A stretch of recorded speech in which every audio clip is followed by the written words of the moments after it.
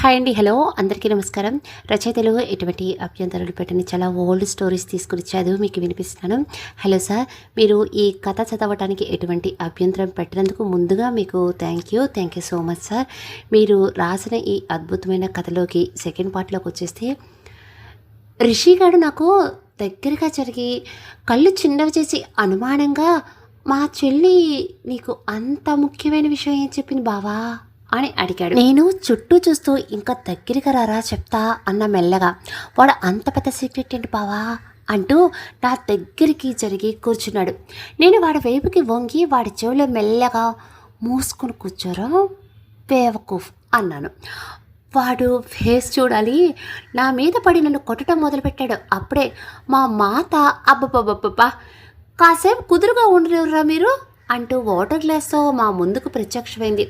నేను రిషిగాడి జుట్టు పీకుతూ వీడే ముందు మొదలుపెట్టాడు అన్న కచ్చగా. రిషిగాడి వెంటనే అత్త అసలు వీడికి మా చెల్లి అంత ముఖ్యమైన అంటున్న వాడి మాటల మధ్యలోనే వాడేం చెప్తాడో అర్థమై వెంటనే ఒక చేత్తో వాడి నోరు మూసేశాను. వాడు అని గుంజుకుంటుంటే మా అమ్మ అబ్బా ఆపండ్రా మీ గోల, ఇంకా చిన్నపిల్లలు అనుకుంటున్నారా, అయినా సీరియల్ టైంలో ఏంటి మీ గొడవ, ఇద్దరిని బయటికి గంటేసి చెప్తున్నా అంటూ సీరియల్లో యాడ్ అయిపోవడంతో గ్లాస్ టేబుల్ మీద పెట్టి సోఫాలో కూర్చుని టీవీ వాల్యూమ్ పెట్టింది. నేను వాడి నోరు బలంగా మూసేస్తూ ఇప్పుడు అమ్మ దగ్గర ఇరికిస్తే చంపేస్తాన్రా నా అన్న గుర్రుగా చూస్తూ. వాడు నా చెయ్యి కొరికేసి విడిపించుకొని, అయితే చెప్పు బావా మా చెల్లి ఏం చెప్పింది అని అడిగాడు కళ్ళు పెద్దవి చేసి మెల్లగా. వాడి ఎక్స్ప్రెషన్ చూసి నవ్వు ఆగలేదు నాకు.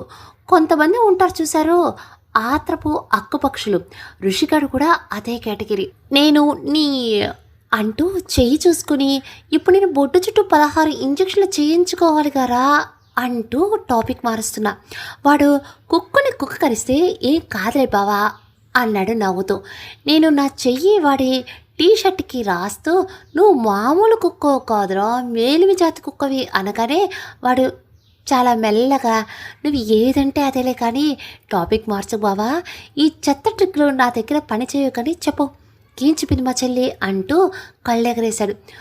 పూరి వీడి వేషాలు, వీడి షుగర్కి బీపీ రాను వదిలేడే, ఎలా తప్పించుకోవాలి అనుకుంటూ పోబే అంటూ సరిగ్గా కూర్చుని టేబుల్ మీద ఉన్న వాటర్ తీసుకొని తాగి గ్లాస్ తిరిగి టేబుల్ మీద పెట్టగానే మా అమ్మ నా చేతి మీద ఒక్కటి పీకింది. నేను ఏడు మొహం పెట్టేలోపు తాగి గ్లాస్ ఎక్కడలా పెట్టేది, పోయి కిచెన్లో పెట్టిపా అని హుకుం జారీ చేసింది. నేను చెయ్యెత్తుకుంటూ కచ్చగా చిన్నపిల్లాన్ని చేసి వాడేమో కొరుకుతున్నాడు, నువ్వేమో కొడుతున్నావు, మీ ఇద్దరి పని నాడకు చెప్తాను చూడండి అని అరచి టపీమని శబ్దం వచ్చేలా అడుగులు వేస్తూ కిచెన్ వైపు వెళ్ళాను. రిషిగాడు తోకలా నహా వెనకే వచ్చాడు. కిచెన్లో నేను గ్లాస్ బిందె మీద పెట్టి వెనక్కి తిరిగేసరికి రిషిగాడు నా వెనకే చేతులు నడుము మీద పెట్టుకొని నిలబడి ఉన్నాడు. నేను వాడిని కింద నుండి పై వరకు చూస్తూ, ఏంట్రా నీ బాధ తప్పకే అన్నా. వాడు నాకు అడ్డంగా నిలబడి, షో చేయకురా, నీ వాలకం చూస్తే ఏదో తేడాగా ఉంది, ముందు అక్కడ ఏం జరిగిందో చెప్పు, లేదా అత్తకు చెప్పి అత్తతో అడిగిస్తాను అన్నాడు బెదిరింపుగా.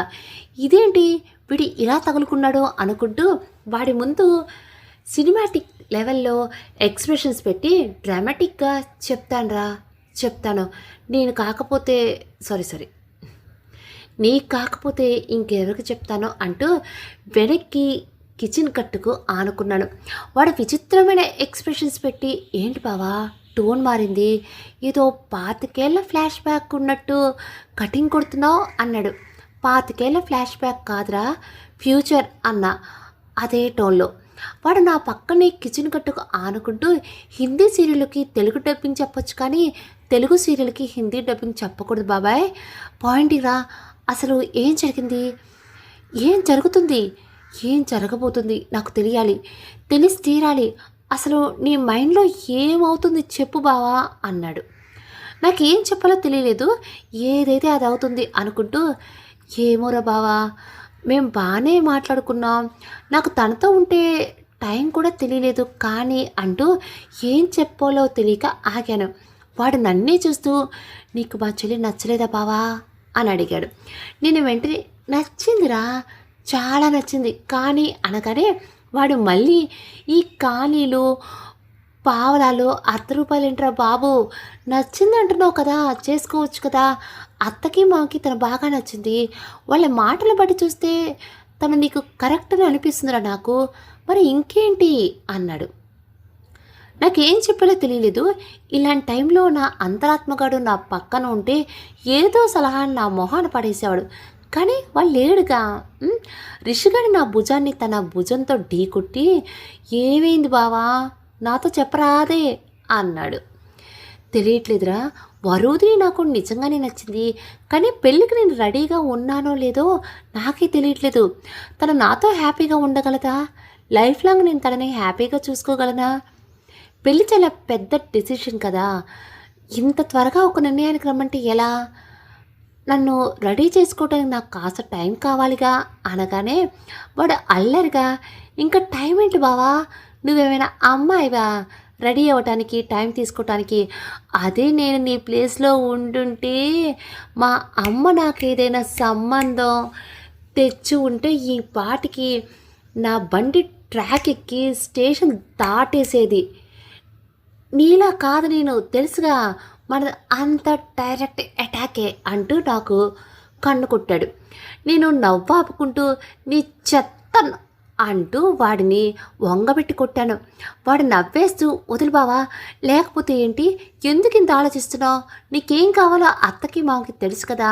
అయినా నువ్వు కూడా తను నీకు నచ్చింది అని అంటున్నావు కదా, మరి ఇంకేంటి, తనకు నువ్వు నచ్చుతావో లేదో అనా నీ డౌట్ అని అడిగాడు.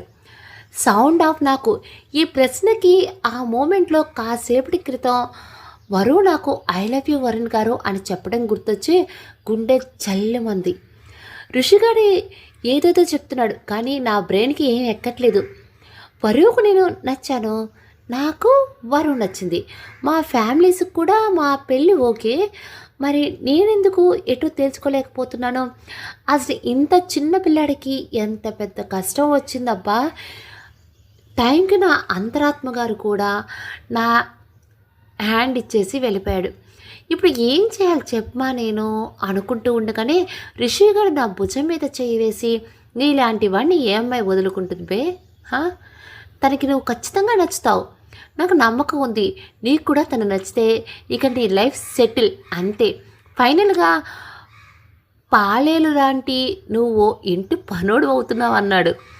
నేను వాటిని విచిత్రంగా చూస్తూ మనసులో, వీడేంటి నాకంటే ఎక్కువ ఫీల్ అయిపోతున్నాడు అనుకుంటూ, అది పాలేరు పనోడు కాదురా పంది, ఒక ఇంటి వాడిని అవుతున్నావు అనాలి అన్నాను. అప్పుడు అక్కడికి వచ్చిన మా మాతాశ్రీ మా ఇద్దరిని వింతగా చూస్తూ, ఇంకెక్కడ దొరకలేదురా మీకు, కిచెన్లో పెట్టారు మీటింగ్ అంది. రిషిగాడి వెంటనే బావకి ఒక మంచి పనుడి ఎలా అవ్వాలో వివరించి చెప్తున్న అత్త అనగానే నేను వాడి కాలు తొక్కాను. వాడు జర్కిచ్చి నన్ను గుర్రుగా చూశాడు. నేను అమ్మనే చూస్తూ పళ్ళన్నీ కనిపించేలా నవ్వుతూ, ఈ పనితో నాకు సమావేశం సంధితో ముగిసిందిమా అంటూ కిచెన్ బయటికి పరిగెత్తాను. నేను చెప్పిన విధానానికి మా మాతాశ్రీ గట్టిగా నవ్వేసింది. రిషిగాడు మూతి బిగించి, అయిపోయావు ఆగరా అంటూ నా వెనక పడ్డాడు. రిషిగాడు మాతోనే భోజనం చేసి ఆ తర్వాత కాసేపు అమ్మతో మాట్లాడి నాతో పోట్లాడి రేపు ఆఫీసులో కలుస్తానని చెప్పి ఇంటికి స్టార్ట్ అయ్యాడు. అప్పటి వరకు నాతో గొడవపడి అమ్మ దగ్గర నన్ను ఇరికించే ప్రయత్నాలు చేసిన వాడు వెళ్తూ వెళ్తూ నాకు హగ్గిచ్చి నా చెవిలో మెల్లగా, గుడ్ నైట్ బావా, హాట్ డ్రీమ్స్ అని చెప్పి వెళ్ళాడు తెంగరోడు. నేను నవ్వుకుంటూ డోర్ లాక్ చేసి అమ్మ దగ్గరికి వెళ్ళాను. అమ్మ ఇంకా టీవీలో ఏదో సీరియల్ చూస్తుంది. ఈ సీరియల్ 24 గంటలు వస్తూనే ఉంటాయా అనుకుంటూ వెళ్ళి సోఫాలో అమ్మ పక్కన కూర్చొని, మా నేను వెళ్ళి పడుకుంటానే, రేపు ఉదయాన్నే లేవాలి, నువ్వు కూడా త్వరగా పడుకో అని చెప్పి సోఫా నుండి లేచి రూమ్ వైపు వెళ్ళపోతూ ఉండటంతో, కన్నయ్య అని పిలిచింది అమ్మ. ఇదేంటి మాత ఇంత ప్రేమగా పిలుస్తుంది, మళ్ళీ ఎందులో ఇరికించడానికి ప్లాన్ చేస్తుంది నన్ను అనుకుంటూ నోట్లో వేలు పెట్టుకొని స్లో మోషన్లో వెనక్కి తిరిగాను. ఆ చూపేంట్రా, ఒక్క నిమిషం కూర్చోయేలా అంటూ టీవీ మ్యూట్లో పెట్టి నన్ను చెయ్యి పెట్టి లాగి సోఫాలో కూర్చోబెట్టింది. నేను మనసులో, అమ్మో ఏదో ప్లాన్ చేసింది అనుకుంటూ వెంటనే కళ్ళు నిలుపుకుంటూ ఆవలిస్తూ, అబ్బా ఏంటమ్మా నిద్ర ముంచుకొస్తుంది నాకు, పోయి బొజ్జుంటానే అని అనగానే మా మాత, చాలే ఆపరా నువ్వు నీ డ్రామాలు, పావలా సిరికి 10 రూపాయలు యాక్టింగ్ చేస్తున్నావు తెలుసా నీకు ఈ మధ్య అనేసింది. నేను ఫేస్ గాలి తీసిన బెలూన్లా పెట్టి, సరే చెప్పు అన్నా. ఇందాక నువ్వు రిషిగాడు కిచెన్లో గుసగుసలాడుతున్నప్పుడు వరుణ్ నాకు మళ్ళీ కాల్ చేసింది అని చెప్పింది. గుండె గుబేలమన్నది నాకు. ఈసారి ఎలా ఎక్కించింది నా రాక్షసి అనుకుంటూ, ఏం చెప్పింది అని అడిగాను భయంగా. తను, నువ్వు ఇంకా ఏదో మాట్లాడుకోవాలంట కదా, నిన్ను ఇప్పుడే ఏ విషయం అడగొద్దు అని కాస్త టైం ఇవ్వమని తన మాటగా నాతో చెప్పింది అని చెప్పింది. ఎంతైనా నా రాక్షసి బంగారం కదా, నేను ఎక్కడో మచ్చ వేసుకుని పుట్టేశాలేండి. వరుణ్ నా విషయంలో చూపిస్తున్న కేర్ గురించి ఆలోచిస్తూ నేను తల తింపేసి చిన్నగా నవ్వుకున్నాను. నా సిగ్గుపట్టం కూడా వచ్చేసిందండోయ్, నాకు ఇప్పుడే తెలిసింది. నేను అలా సిగ్గుతో మెలుకలు తిరగటం చూసి మా అమ్మ నన్ను విచిత్రంగా చూస్తూ, ఏమైందిరా మొహం అలా పెట్టా, కడుపులో ఏం బాగాలేదా ఏంటి అని అడిగింది నవ్వు బాపుకుంటూ. నేను పెదాలు సాగదీసి నవ్వుతూ, అవునమ్మా నీ వంట తిన్నానుగా, అందుకే కడుపులో గడబిడగా ఉంది అన్న వెటకారంగా. మా మాత నవ్వు ఆపుకుంటూనే కోపంగా నా భుజం మీద ఒక్కటి చరిచి, వేదవా అంతేలేరా, పెళ్ళని రాబోతుంది కదా, ఇక అమ్మ వంటికి వంకలు వచ్చేస్తాయిలే అంతే మూతి తిప్పుతూ. నేను వెంటనే అమ్మ గడ్డం పట్టుకొని, నీ వంటకి వంకలేంటి బంగారం, అయినా కోపంలో ఎంత ముద్దుగా ఉంటావో, నాకు ఇంత అందం ఎక్కడి నుండి వచ్చిందో నిన్ను చూస్తే అర్థమవుతుంది నాకు, ఏదైనా నేను అందగాన్ని కదా అన్న బుజ్జుకిస్తూ. మా మాత నవ్వేస్తూ, ఐస్ బాగానే పెడతావురా, రేపు నీ పెళ్ళాన్ని కూడా ఇలానే కాకపడతావు కదా అంది. నేను ఏం చెప్పినా మా మాత నా పెళ్ళి నీ పెళ్ళం అంటుంటే ఏం రియాక్ట్ అవ్వని చెప్పండి. అలాగే వదిలేస్తే ఈ టాపిక్ ఎటు వస్తుందో తెలుసు నాకు. వరువు విషయంలో నా నిర్ణయం ఏంటో ఇప్పుడే తెలుసుకోవాలని అమ్మ బలంగా ఫిక్స్ అయినట్లుంది. కానీ నా దగ్గర సమాధానం ఏముంది, బూడి తప్పితే. అదేదో సామెత ఉంది చూసారా, దేవుడు ప్రసాదం లేదంటే పూజారికి వచ్చి పొంగలు అడిగాడంట, అట్టుంది మా అమ్మ పని. నా నిర్ణయం ఏంటో నాకు తెలిస్తే కదా నేను అమ్మకు చెప్పడానికి. ముందు నేను ఒకటి ఫిక్స్ అవ్వాలి. నేను ఫిక్స్ అవ్వాలి అంటే నేను నా అంతరాత్మ గారితో మాట్లాడాలి. కానీ గురుడు జాడలేడు, ఏమైపోయాడో బిడ్డ. తను ఏం మాట్లాడినా నా నుండి రియాక్షన్ లేకపోవడంతో మా మాత నా జుట్టు సరిచేస్తూ, ఏంట్రా ఏం ఆలోచిస్తున్నావు, పెళ్ళి గురించా పెళ్ళం గురించా వరి గురించే కదో అని అడిగింది నవ్వుతూ. మా అమ్మ దొరికింది ఛాన్స్ అని ఆడేసుకుంటుంది నాతో. వెంటనే సోఫా నుండి లెగుస్తూ, ఇలా తయారయ్యేంటమ్మా, నేను పోయి పడుకోవాలి, నువ్వు కూడా త్వరగా పడుకో, గుడ్ నైట్ మాతాశ్రీ అంటూ నా రూమ్ వైపు పరిగెత్తేశాను. మా మాత వెనక నుండి, రే పడుకునే ముందు ఒకసారి మీ నాన్నకు ఫోన్ చేసి మాట్లాడు అని అరిచి చెప్పింది. అలాగేమా అంటూ రూమ్లోకి దూరి తలిపేసుకున్నాను. వదల బొమ్మాలి వదలా అంటూ ఆ ఋషిగాడి నుండి నా ఫోన్కి మెసేజ్ నోటిఫికేషన్ వస్తూనే ఉన్నాయి. వీడొకడు నా ప్రాణానికి, అరుంధతికి పశుపతిలా అన్ని యాంగిల్స్లో దెబ్బలు కొడుతున్నాను నన్ను, ఏదో ఒకరోజు నా మిత్రవిందతో గుద్దేయాలి వీడిని అని గొనుక్కుంటూ ఫోన్ పక్కన పెట్టి గోళ్ళు కొరుక్కుంటూ నా అంతరాత్మగాడి కోసం చుట్టూ చూశాను. ఉత్తప్పుడు ఊరికే చెవిలో తుప్పు వదలగొడతాడు, ఇప్పుడు ఇలా మాయమైపోయాడేంటో ఏదోలా ఉంది నాకు. నిజానికి మా అమ్మ పెళ్లి చూపులని చెప్పినప్పుడు కూడా బిడ్డకి ఎంత షాక్ తగలేదు పాపం. అంతా నా రాక్షసి దయ. నా అంతరాత్మగాడి ఎంతకీ రాకపోవడంతో కాసేపు బాగా చించి ఏం చేయాలో అర్థం కాక కూర్చున్నాను. కాసేపటికి నా బుర్ర బయట లోపల పెట్రోమాక్స్ లైట్ లాంటి ఐడియా వెలగటంతో వెంటనే బెడ్ మీద పద్మాసనం వేసుకుని కూర్చొని చుట్టూ చూశాను. ఎవరూ లేరని కన్ఫర్మ్ చేసుకొని కళ్ళు మూసుకొని ఓం భీం బగబగే బుగుబుగే నా అంతరాత్మ ఆవాహయామి అంటూ మంత్రం చదివి ఒక కన్ను తెరిచి చుట్టూ చూశాను. ఆ శాడిస్ట్ గాడు ఇంకా ప్రత్యక్షం అవలేదు. పాపం నా రాక్షసి ఇచ్చిన షాక్ గట్టిగానే తగిలింది అనుకుంటూ బిడ్డకి. షాక్ అయ్యి పారిపోయిన అంతరాత్మని తిరిగి రప్పించడం ఎలా అని గూగుల్ చేద్దామనిపించింది. కానీ కానీ అది చాలా బాగోదు కదా. ఎవరికైనా తెలిస్తే నా పరువు మూసీలో మునగడం తర్వాత ముందు నన్ను దెయ్యాలు తోలుకునేవాడు అనుకుంటారు. చేసేది వెళ్ళక మళ్ళీ కళ్ళు మూసి మళ్ళీ అదే మంత్రం స్టార్ట్ చేశా.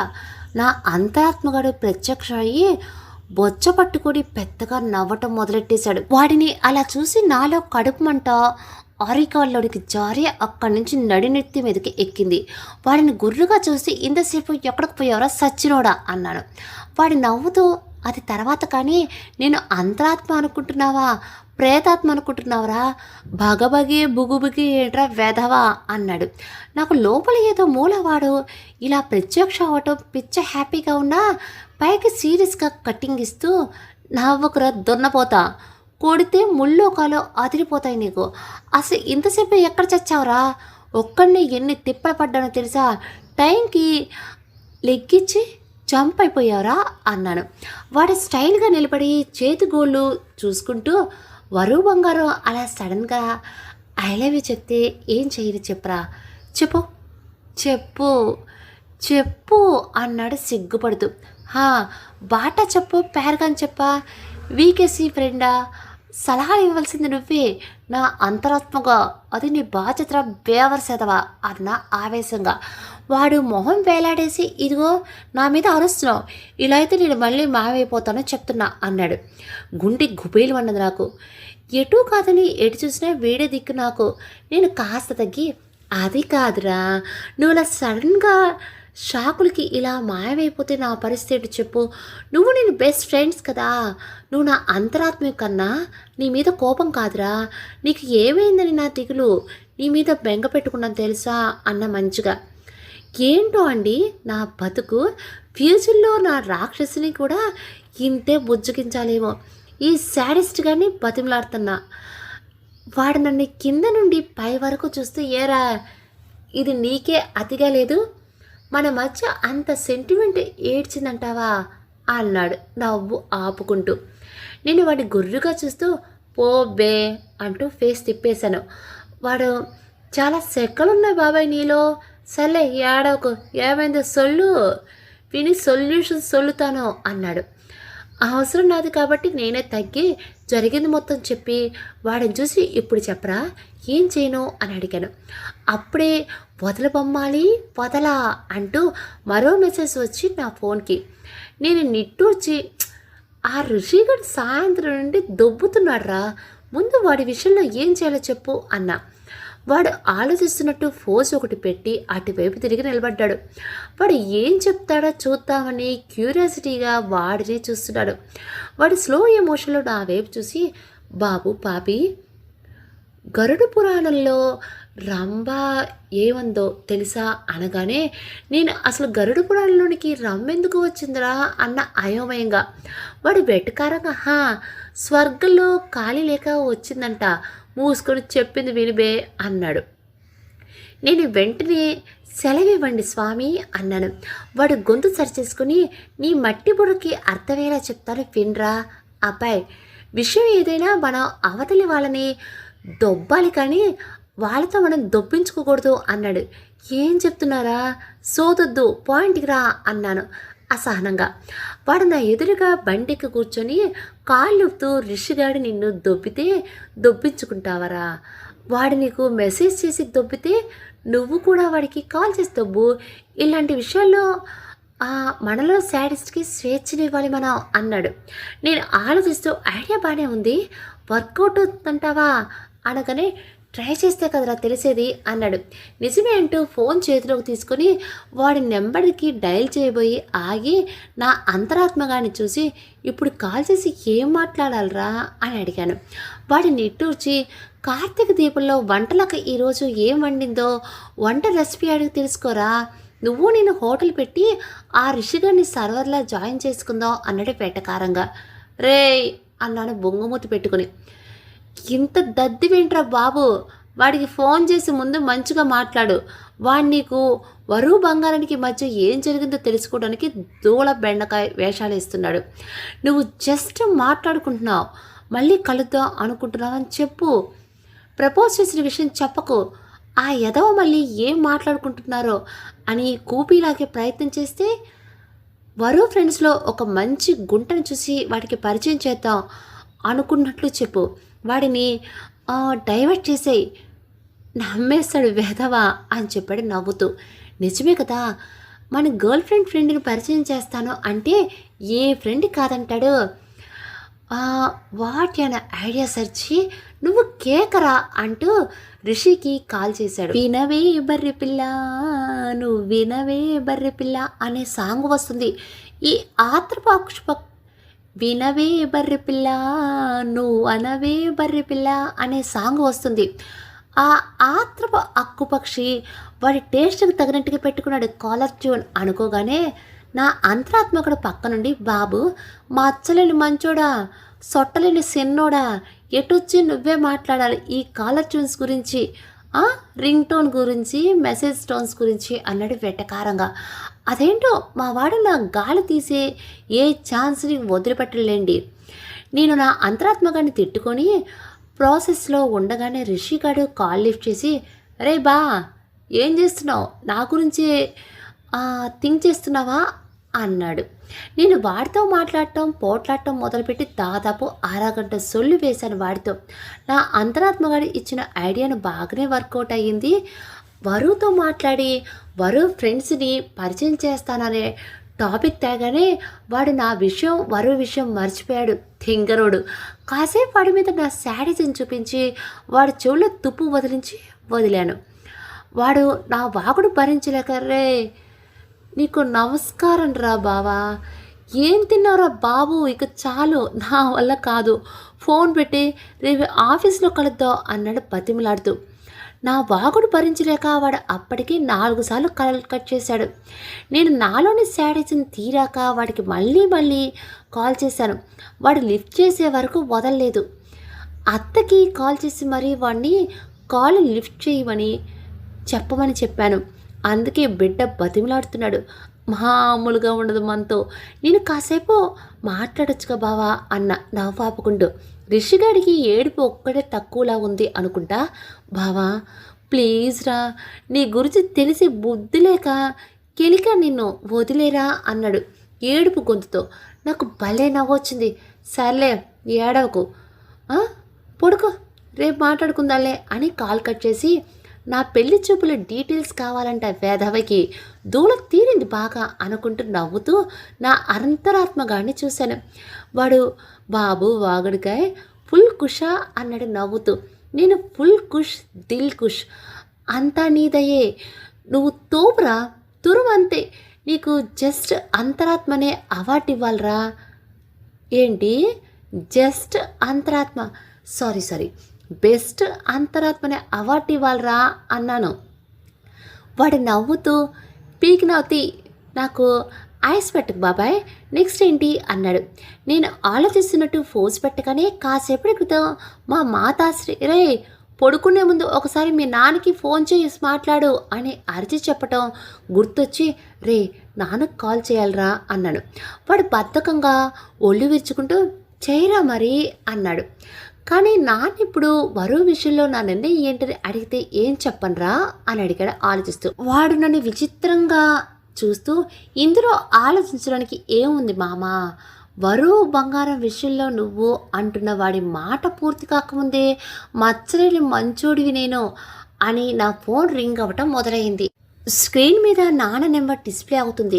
నేను వెంటనే నిటారుగా కూర్చొని ఫోన్ చేతిలోకి తీసుకొని నా అంతరాత్మగాన్ని చూశాను. వాడు మాట్లాడు అని సైగ చేశాడు. నేను బుద్ధిగా తలూపి భయపడుతూనే కాల్ లిఫ్ట్ చేశాను. నాన్న నాతో దాదాపు 20 నిమిషాలు మాట్లాడారు. ఎప్పట్లానే మాట్లాడుకున్నాం.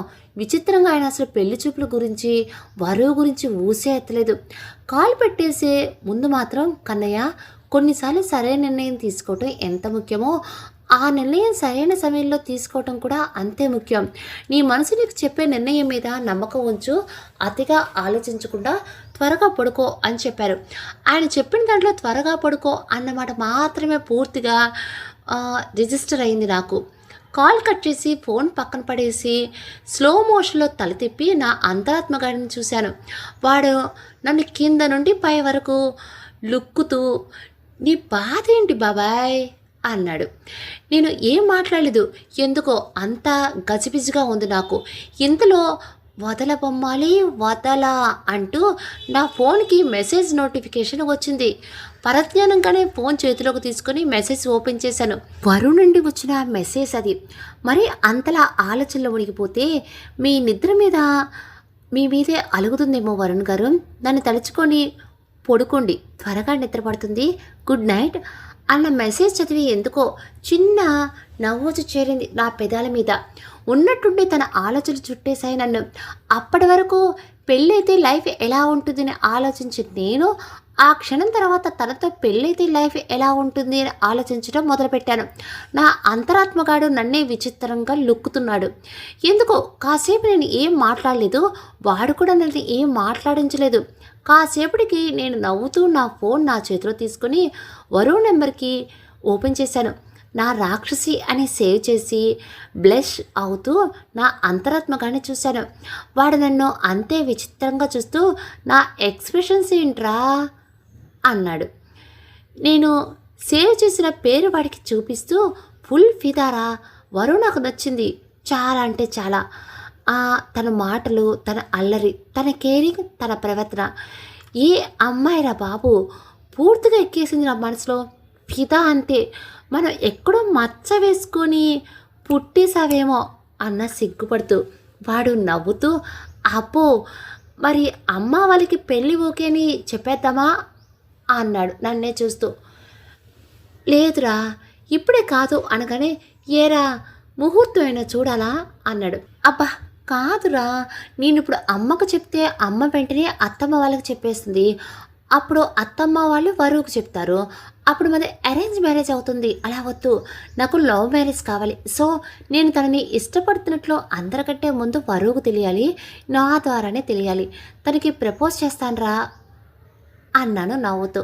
వాడు నిట్టూర్చి, చాలా సెక్కలు ఉన్నాయి బాబాయ్ నీలో, ఇదంతా అయ్యే పనేనా? నీ తెలివితేటలకి ధైర్యానికి నువ్వు వరువు బంగారానికి ప్రపోజ్ చేసేసరికి మన ముగ్గురికి వయసు అయిపోతుందేమో అన్నాడు నవ్వుతూ. నేను మూత ముడుచుకొని, పోబే, అయినా నా రాక్షసి నాకు ప్రపోజ్ చేసినప్పుడు అలా మాయమైపోయి నేను నా రాక్షసికి ప్రపోజ్ చేస్తానని చెప్పినప్పుడు మాత్రం ఇక్కడే చింతకాయ చెట్టులో నిలబడ్డా నో షాకింగ్ రియాక్షన్ అని అడిగాను. వాడు నీకు తను నచ్చిందని నాకు ముందే తెలుసురా అనగానే నేను అమాయకంగానో నీకులా తెలుసు బే అని అడిగాను. వాడు నవ్వేస్తూ, నేను నీ మనసునరా ఈడియట్, నాకు తెలీదా అన్నాడు. నేను నవ్వు దాస్తూ, బాబు మనసు గారు, అదే తమరికి ఎలా తెలుస్తుందండి అని అడిగాను. నార్మల్గా నువ్వు ఏ గుంటని డ్రాప్ చేయవలసిన సిచ్యువేషన్ వచ్చినా తనకి క్యాబ్ బుక్ చేసి తన క్యాబ్ ఎక్కిన తర్వాత క్యాబ్ని ఫాలో అవుతావు. అమ్మని కాకుండా మరొకరిని మన మిత్రవింద మీద ఎప్పుడూ కూర్చోబెట్టుకోలేదు నువ్వు. అలాంటిది వరువు బంగారం క్యాబ్ బుక్ చేసుకుంటానో అన్న వారించి మిత్రవింద మీద ఎక్కించుకున్నావు. అప్పుడే కాస్త కొట్టింది నాకు. తర్వాత బండి మీద తనకి సైట్ కొట్టావు. అదీ కాక తను అమ్మని అత్తమ్మ అంటే ఊరుకున్నావు. నువ్వు కూడా తన పేరెంట్స్ని అత్తమ్మ మావయ్య అనేసావు. వరువు బంగారం ప్రపోజ్ చేసే షాక్ అయ్యాను నిజమే, కానీ తనకి నువ్వు చెప్పలేదుగా. పైగా సిగ్గుపడ్డావు. తన ఆలోచనలో ఇంటికొచ్చావు. అబ్బో ఇంకా చాలానే గమనించాలే అన్నాడు. వాడు చెప్పింది విని మాట రాలేదు నాకు తెలియకుండా నేను ఎంత చేశానా, వాడు నన్ను ఇంత గమనించాడా అనుకుంటూ, నువ్వు నిజంగానే బెస్ట్ అంతరాత్మిరా మచ్చ, చాలా లక్కీ నేను అనగానే వాడు చాలా సెంటిమెంట్, సిమెంట్ ఎక్కువైంది అన్నాడు. అప్పుడే మా మాత రూమ్ డోర్ ఓపెన్ చేసి లోపలికి వస్తూ బెడ్ మధ్యలో పద్మాసనం వేసుకుని కూర్చున్న నన్ను చూసి, రే ఇంకా పడుకోలేదా నువ్వు, రేపు ఆఫీస్కి వెళ్ళవా అని అడిగింది. నేను చేతులు రెండు బార్లా చాపి, అమ్మా మాత, ఓలే మమ్మీ అన్నాను నవ్వుతూ డ్రామాటిక్గా. అమ్మ నవ్వుతూ వచ్చి నా చేతి మీద చిన్నగా కొట్టి నా జుట్టు సరిచేస్తూ, పడుకోలేదేం కన్నయ్య అని అడిగింది. నేను క్యూట్గా నవ్వుతూ, నిద్ర రావట్లేదమ్మా అంటూ చేయి పట్టుకుని తనని బెడ్ మీద కూర్చోబెట్టి తన ఒళ్ళో తలపెట్టుకున్నాను. అమ్మ నవ్వుతూ, ఏరా, నీకు రాత్రి నిద్ర రాదు, ఉదయం మేల్కు రాదు, తాడిలా పెరగవు మళ్ళీ అంటూ చిన్నగా మొట్టికాయ వేసింది నాకు. నా అంతరాత్మగడు పక్క నుండి నవ్వుతూ నాలుక బయటపెట్టి ఎక్కిరించాడు నన్ను. నేను కూడా నాలుక బయట పెట్టి వాడిని వెక్కిరించాను. అమ్మ ఒడిలో సరిగ్గా పడుకుంటూ జోజో పాడుమా అన్నాను గారంగా. మా మాత, ఏమొచ్చిందిరా నీకు, జోజో పాడాలా, ఇంకేం వద్దా, నువ్వేమైనా పసి బొచ్చువా, పడికే మూసుకొని అనగానే నేను మరింత గారాలపోతూ, పాడుమా ప్లీజ్ ప్లీజ్, నువ్వు పాడితే వెంటనే బొచ్చుకుంటాను అన్నాను బుంగమూతి పెట్టి. నా అంతరాత్మగడు వీడి వేషాలు అనుకుంటూ మాయమైపోయాడు. మా మాత నెమ్మదిగా నాకు జోకొట్టడం స్టార్ట్ చేసింది. నేను వెంటనే మా పాడు అని సాగతీశాను. అబ్బా పాడతాలే ఉండరా అంటూ అమ్మ గొంతు సరిచేసుకుని నెమ్మదిగా పాటలు స్టార్ట్ చేసింది. అమ్మ ఒడిలో ఇలా తల పెట్టుకుని పడుకుంటున్నప్పుడు అమ్మ కొడుతూ జోలపాట పాడుతుంటే మనసుకి ఎంత హాయిగా ఉందో తెలుసా. మాటలు లేవు అంతే. అమ్మ జోలపాట పాడుతుంటే అలానే నిద్రలోకి జారిపోయాను. అరే గున్నేనుగా, ఎంతసేపు పడుకుంటావురా, లెగు, నీ అలారం గోడకి ఊరంతా లేచిన నువ్వు మాత్రం దుప్పట ముసుగుతుని పడుకుంటావు, లెగరా గాడిద అంటున్న అమ్మ సుప్రభాతం నిద్రలో కూడా వినిపిస్తుంటే ఎప్పట్లానే కొత్త తిట్టు కోసం ఎదురు చూస్తూ కళ్ళు తెరవకుండా పడుకునే ఉన్నా. మా మాతాశ్రీకి విసుగొచ్చి ఏమో నన్ను లేపటం ఆపి వెళ్ళి ఫ్యాన్ స్విచ్ ఆఫ్ చేసింది. ఫ్యాన్ ఆఫ్ చేస్తే లేచేస్తానా, అబ్బే కుంభకర్ణుడికి కచ్చని బ్రదర్లా కటింగ్ కొడుతూ ఇంకోవైపు తిరిగి పడుకొని నవ్వు ఆపుకుంటున్నా. నా వేషాలు తెలిసిన అమ్మ నిట్టూర్చి, అరే రే తెయ్యమ్మా లెగరా, ఇంకెంతసేపు దొల్లుతావు అని అరిచింది. నేను కుక్క పిల్లల లేచి కూర్చుని నెమ్మదిగా కళ్ళు తెరిచి మా మాతాశ్రీ దర్శనం చేసుకొని ఆవలిస్తూ, తెయ్యమ్మనా, ఇదేం తిట్టమ్మా, నాకు దద్దమ్మ తెలుసు, మరి ఈ తెయ్యమ్మేంటి అని అడిగాను కళ్ళు నలువుకుంటూ అమాయకంగా. మా అమ్మ వెటకారంగా, దద్దమ్మ వాళ్ళ పెద్దమ్మే ఈ తెయ్యమ్మ అంది. నేను నవ్వుతూ, వాళ్ళు మీ చుట్టాలమ్మా అని అడిగాను. అమ్మ నవ్వాపుకుంటూ నాకు మొట్టికాయ వేసి, అవును, తమరేమో వాళ్ళకి దూరపు చుట్టం, మొహం చూడు, పొద్దున్నే తిడుతుంటే తిట్లు వివరాలు అర్థాలు అడుగుతావేంట్రా సన్నాసి, ముందులే పోయి పళ్ళు తొంపో అంది. నేను వెంటనే అమ్మ చీర కొంగు చేతిలోకి తీసుకుని మొహం మీద వేసుకుని కాసేపు బొజ్జుకుంటానమ్మా అన్నాను గారాలిపోతూ. మా అమ్మ కొంగు వెనక్కి లాక్కొని, ఏంటి బొచ్చుకునేది, ఆఫీస్కి వెళ్ళవా అని అడిగింది. నాకెందుకు ఈరోజు ఆఫీస్కి వెళ్ళాలి అని లేదండి, ఏమైనా స్పెషల్గా చెయ్యాలి అని, స్పెషల్ పర్సన్స్ని వెళ్ళి చూడాలని ఉంది, మీకు అర్థమైందనుకుంటా. నా నుండి ఎలాంటి రియాక్షన్ లేకపోవడంతో మా మాత నా భుజం మీద చిన్నగా చరిచి, మాట్లాడవేంట్రా అంది. నేను బద్ధకంగా ఒళ్ళు విరుచుకుంటూ, వెళ్ళనమ్మా, నువ్వు మాస్టర్కి ఫోన్ చేసి, సారీ మా మేనేజర్కి ఫోన్ చేసి, మా వరుణ్ బంగారు ఈరోజు ఆఫీస్కి రాడు, వాడి కడుపు నొప్పి, ఈరోజు లీవ్ అని చెప్పే అంటూ మళ్ళీ బెడ్ మీద వాలాను. మా అమ్మ, నువ్వేమైనా స్కూల్ పిల్లాడివారా, మీ టీచర్కి చెప్పినట్లు మీ మేనేజర్కి ఫోన్ చేసి చెప్పడానికి అనగానే నేను పప్పీ ఫేస్ పెట్టా. ఓలే మమ్మీ ప్లీజే అని సాగతీశాను. నా వేషాలు చూసి మా అమ్మ నిట్టూర్చి, నువ్వు బద్దక రత్న అనివిరా, నువ్వు సర్లే ఏదో ఒకటి ఏడు, మర్చిపోయాను, రిషిగాడు కాల్ చేశాడు, వాడు ఈరోజు ఆఫీస్కి త్వరగా వెళ్తున్నాడంట, నైట్ నువ్వు వాడికి ఏదో గిఫ్ట్ ఇచ్చావంట కదా, వాడు ఇప్పుడు నీకు ఆఫీస్లో రిటర్న్ గిఫ్ట్ ఇస్తాడని చెప్పమన్నాడు అని చెప్పి వెళ్ళిపోయింది. నేను బెడ్ మీద బోర్లా దొర్లుతూ, రిటర్న్ గిఫ్టా, అసలు నేను రిషిగాడికి ఏం గిఫ్ట్ ఇచ్చానబ్బా అని చించుతుంటే నా అంతరాత్మగడ ప్రత్యక్షమయ్యి, బాబు ఐస్టెన్కి అసిస్టెంటా, అంత చించుకు బాబు ఐస్టెన్కి అసిస్టెంటా, అంత చించకు, గిఫ్ట్ అంటే ఏమనుకుంటున్నావు, నైట్ నా సలహా మేరకు వాడి చెవిలో తుప్పు వదలగొట్టావుగా, ఇప్పుడు వాడి రిటర్న్ గిఫ్ట్గా ఇస్తాడు నీకు అనగానే అప్పుడు నాకు బల్బ్ వెలిగింది. దెయ్యం సినిమాలో మాంతకుడు కూర్చున్నట్టు కళ్ళు పెద్దవి చేసి వెంటనే లేచి కూర్చున్నాను. అమ్మని నిజమే, వాడు అసలే శాడిస్ట్. నైట్ నేను వాడి చెవిలో తుప్పు వదలగొట్టాను కాబట్టి ఇప్పుడు వాడు నా బుర్రలో బూజు దులిపేస్తాడు. కానీ అంతలా ఏం చేస్తాడు, ఆఫీస్కి సంబంధించి నేను ఎలాంటి దూల పనులు చేయలేదే, మరి ఎలా ఇరికిస్తాడో అని అనుకోగానే నా అంతరాత్మగాడు నవ్వాపుకుంటూ నీకేమైనా స్పెషల్గా చేయాలా అనుకుంటూ స్పెషల్ పర్సన్స్ గురించి అందరికీ చెప్తాడేమో నీకు అర్థమైందనుకుంటా అంటూ కళ్ళు ఎగిరేశాడు. నెక్స్ట్ సెకండ్లో నాకు ఫ్యూజులు ఎగిరిపోయాయి. వాడెప్ప వామ్మో నా పెళ్లి చూపుల గురించి ఊరంతా ఊరేస్తాడా అనుకుంటూ బెడ్ దిగి రెడీ అవ్వడానికి బాత్రూమ్ వైపు పరిగెత్తాడు. పిచ్చి కుక్క కాదు పిచ్చి డైనోసార్ వెనకపడినట్లు హడావిడిగా రెడీ అయ్యి రూమ్ బయటికి వచ్చాను. మా మాత నన్ను విచిత్రంగా చూస్తూ అదేంట్రా ఈరోజు సెలవిడి అన్నావు, మళ్ళీ తయారయ్యావేంటి, అది కూడా ఇంత హడావుడిగా అంది. వెళ్ళాలమ్మా పనుంది, ముఖ్యమైన పని అన్న షూలేస్ కట్టుకుంటూ. మా మాత నవ్వాపుకుంటూ అంత ముఖ్యమైన పని ఏముందిరా, నిజంగా ఆఫీస్కి వెళ్తున్నావా లేదా వంక పెట్టుకుని ఎక్కడికైనా స్పెషల్గా ఒక పర్సన్ కలవడానికి వెళ్తున్నావా అని అడిగింది. ఆ మాటకి అంతరాత్మగడు పక్క నుండి గట్టిగా నవ్వటం మొదలుపెట్టాడు. నేను వాడిని గుర్రుగా చూస్తూ అమ్మతో ఆఫీస్కి వెళ్తున్నానమ్మా, కావాలంటే వెళ్ళాక రిషి గారితో కాల్ చేయిస్తాను, కన్ఫర్మ్ చేసుకో అన్నాను. అమ్మ నవ్వుకుంటూ అవునరా సర్లే 2 నిమిషాలు ఉండు టిఫిన్ పెట్టేస్తాను అంది.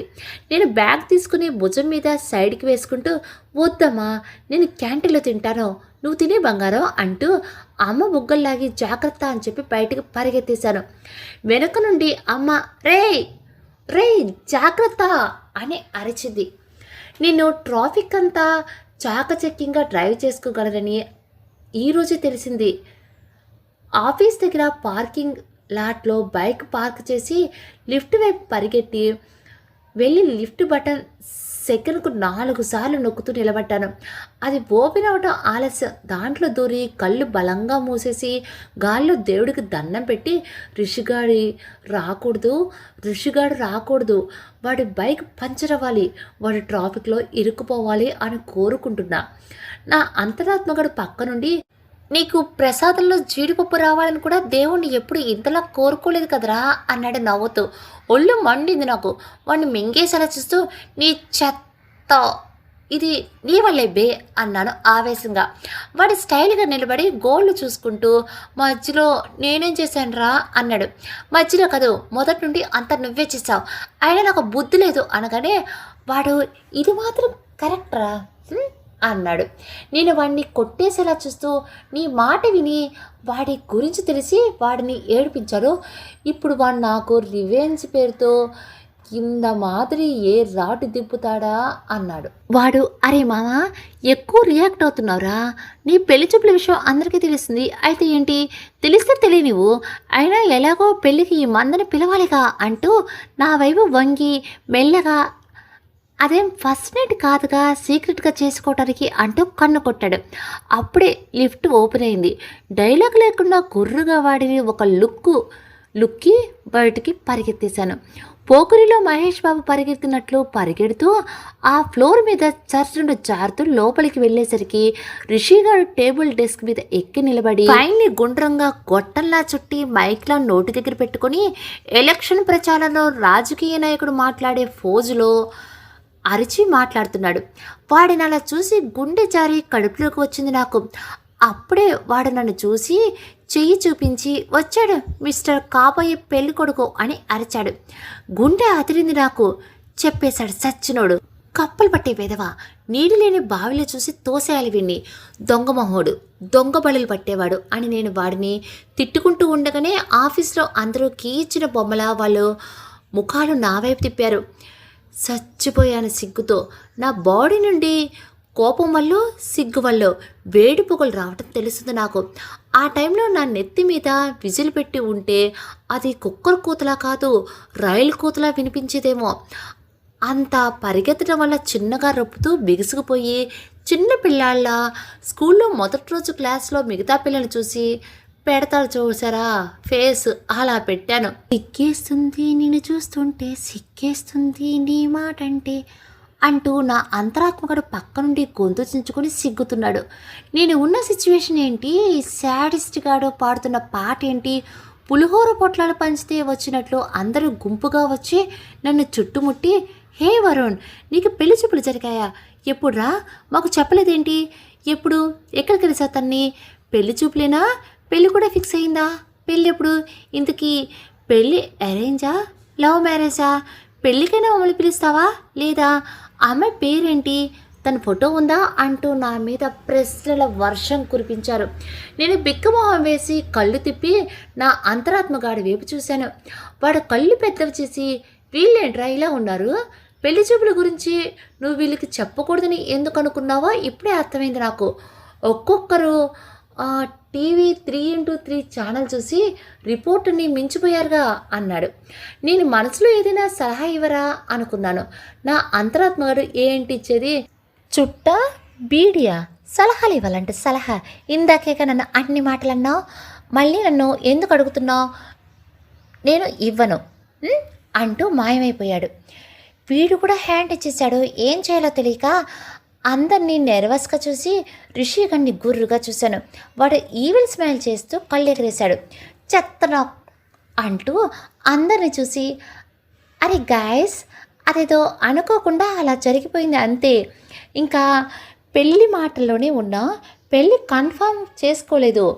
నేను నిన్న కలిశాను తనని, అయినా నా పెళ్ళి మీకు చెప్పకుండా ఎలా చేసుకుంటాను చెప్పండి అన్నాను. వాళ్ళని తప్పించుకొని నా డెస్క్ వైపు వెళ్తూ వాళ్ళంతా అప్పో ఇంతకీ తన పేరేంటి అని అడిగారు. ఒకసారి చెప్పకూడదు అనుకుంటేనే వరుధిని అని చెప్పాను మెల్లగా. రిషిగాడి వెంటనే వరుణ్ వెయిట్స్ వరుధిని అని అరిచాడు నవ్వుతూ. అందరూ వెంటనే ఒక ఓ వేసుకొని గట్టిగా అరిచారు. సిగ్గుతో చచ్చిపోయానురా. దించింతల ఎత్తకుండా నా డెస్క్ వైపు వెళ్ళి కూర్చొని ఒక ఫైల్ తీసి మొహానికి అట్టు పెట్టుకొని ఆ రిషిగణ్ నాకు వచ్చిన అన్ని భాషల్లో బూతులు తిట్టడం మొదలుపెట్టాను. కాసేపటికి నా కంప్యూటర్ కీబోర్డ్లో నేను టిక్కు టిక్కు లాడించుకుంటుంటే నా భుజం మీద పడిందో చెయ్యి. ఆ ఋషిగాడు ఏమో ఈరోజు వాడికి అన్ని యాంగిల్స్లో ఎలివేషన్ ఇవ్వాలి అనుకుంటూ ఫోర్స్గా తల తిప్పి చూసా.